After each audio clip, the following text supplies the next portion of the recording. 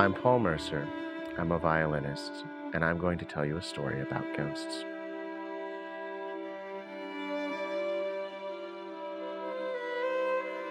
I encountered violins, and in a few cases violas, with powerful and unique voices that seemed to lead me to produce music of a different character than any I'd produced before in my life.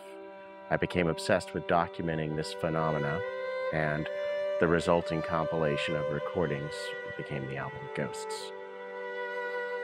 I didn't pick the finest violins or the best sounding violins. I picked the violins that seemed to have something to say.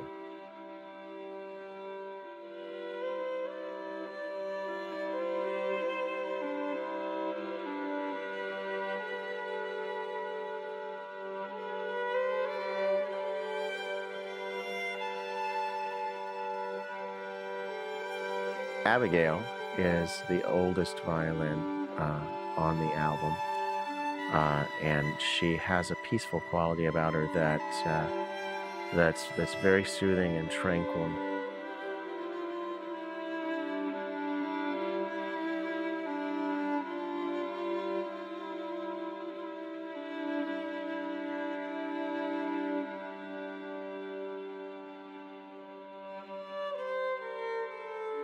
Daphne is very much like a cabaret singer who happens to actually be a great singer.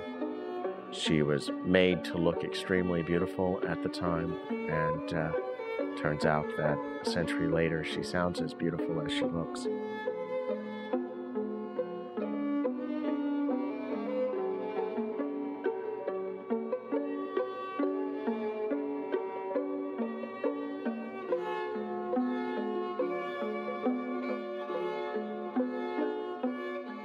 Henrietta is an old and wild.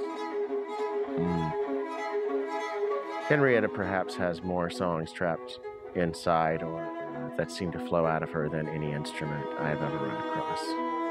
The voice is singular and unique, and she has an affinity for rain and for trains.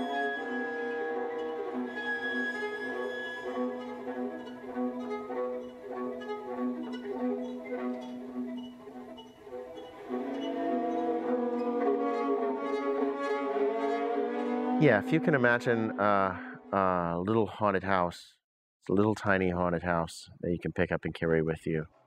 I think that's John Freeman's violin. I took it into the studio and I saw the violin sitting there at my feet and decided impulsively to start scratching the top of it with the tip of my bow and tapping on it. And those are the noises that you hear on the piece called Ghost. One day, a woman came in with an old case, and I recognized immediately what they call a coffin case, very common in the Victorian era and the 19th century. The veneer on the case was warped and cracked and sort of bubbled in a strange way. And it bore the marks of very frequent and very heavy playing. And then I looked a little more carefully, and I remembered a few things I'd read in books, and it struck me. I said, oh, this violin's been underwater. And she got very pale. And I, was concerned. I said, well, what's wrong? And she said, well, my great-great-great-grandmother's first husband's name was John Freeman, and he was murdered.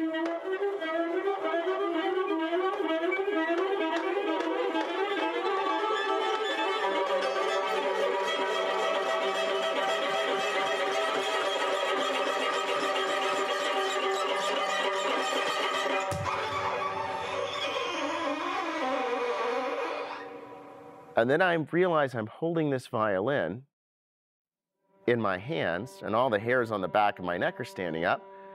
And she says, when he was murdered, they threw him into a canal. It's where they fished out his body.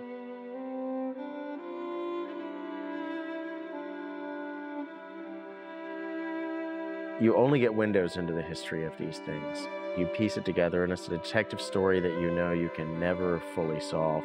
We can probably connect the dots to the actual time and place he was murdered, but that's one time and place that violin was. The rest of it has to be just romanticized. I know that these violins will outlive me unless they're very unlucky. They've outlived all the previous people who've owned them.